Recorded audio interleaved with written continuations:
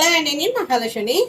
రవ్వతో స్వీట్ అయితే చేశానండి. కేక్ మాదిరిగా చేశాను. ఏ మాట ఆ మాట చెప్పుకోవాలో చూస్తుంటేనే అసలు నోరు ఊరిపోతుంది. అసలు కేక్ లాగా చక్కగా వచ్చింది. ఈజీగా చేసేసుకోవచ్చు. స్వీటు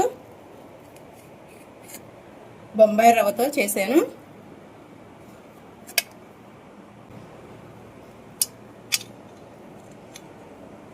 చూసారా ఎలా వచ్చిందా?